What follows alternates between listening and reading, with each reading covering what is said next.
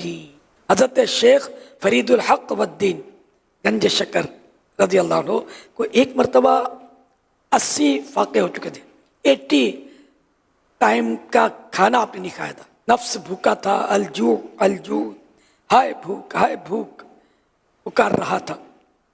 اس کے بہلانے کے لیے کچھ سنگ ریزے یعنی کنکر، کچھ مطلب اسٹون اٹھا کر منہ میں ڈالتے شکر ہو گئے، جو کنکر منہ میں ڈالتے شکر ہو جاتا۔ اسی وجہ سے آپ رحمت اللہ علیہ گنج شکر مشہور ہوئے۔ بابا فرید الدین رحمت اللہ تعالی علیہ کو بچپن سے شکر بہت پسند تھی۔ والدہ محترمہ نے پہلی بار جب آپ کو نماز کی تلقین کی تو فرمایا بیٹا نماز پڑھا کرو، اللہ پاک راضی ہوتا ہے اور عبادت کرنے والے بندوں کو انعامات سے نوازتا ہے، پرائز عطا کرتا ہے۔ تم نماز پڑھو گے تو تمہیں شکر ملا کرے گی۔ آپ رحمت اللہ علیہ جب نماز ادا فرماتے تو امی جان آپ کے مصلے کے نیچے شکر کی ایک پڑیا رکھ دیا کرتی، آپ پابندی سے نماز ادا فرماتے اور نماز کے بعد شکر کی صورت میں اپنی دلی مراد کی تکمیل کا نظارہ اپنی آنکھوں سے ملاحظہ فرماتے۔ یہ خوبصورت الفاظ ہے۔ بہرحال کہ شکر مل جاتی تو وہ ان کے خواہش پوری ہو جاتی۔ ایک دن آپ کی والدہ محترمہ مصروفیات کے باعث جائے نماز کے نیچے شکر رکھنا بھول گئیں۔ آپ نماز سے فارغ ہوئے، امی جان نے پوچھا بیٹا شکر ملی؟ سعادت مند بیٹے نے عرض کی جی ہاں، مجھے ہر نماز کے بعد شکر مل جاتی ہے۔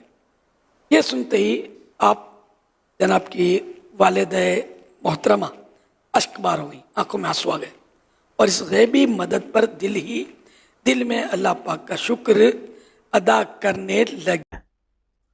کسی شخص کا بزرگ ہونا لوگوں کی نظروں میں ہے نا،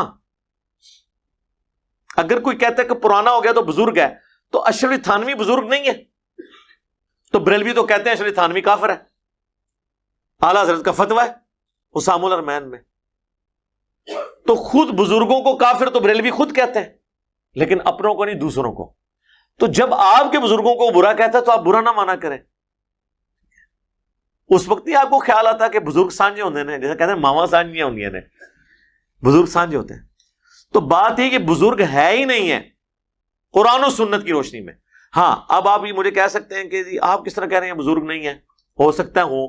ہم کہتے ہیں جو ہو سکتا ہے ہوں اور ہو سکتا ہے نہ ہو، تو یہی چیز کافی ہے کہ ان کی بنیاد کے اوپر کسی کے ساتھ لڑائی نہیں جا سکتا۔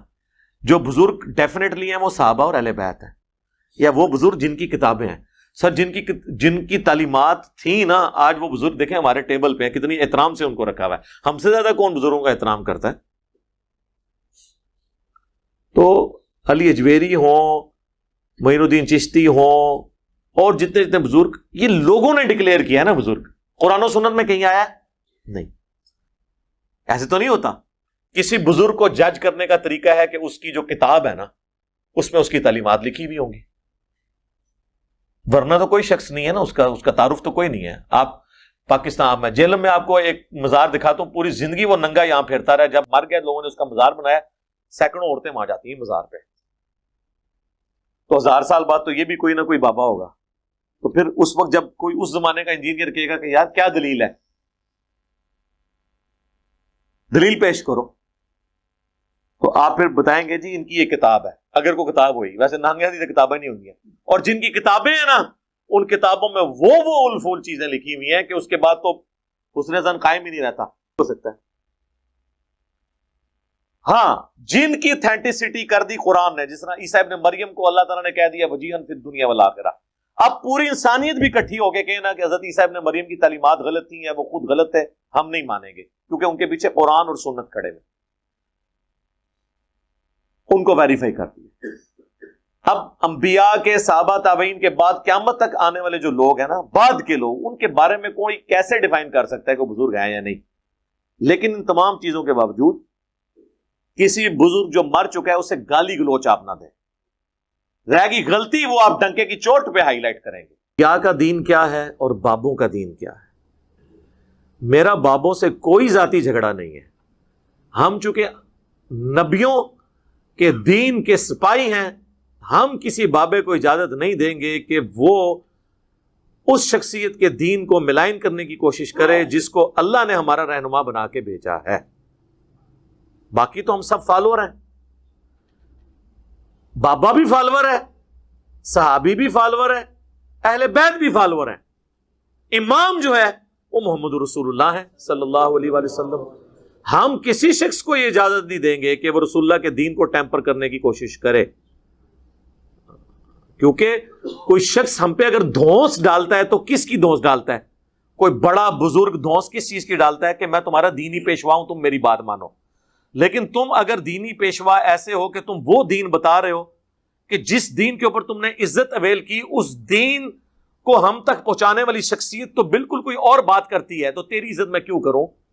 تیری عزت تو اس دن تک تھی جس دن تک تو نبی علیہ السلام کا دین ہم تک پہنچا رہا تھا. جب تو نے اپنا سیلف میڈ دین ہمیں پہنچایا تو تیری عزت بھی ختم. تو غدار ہے.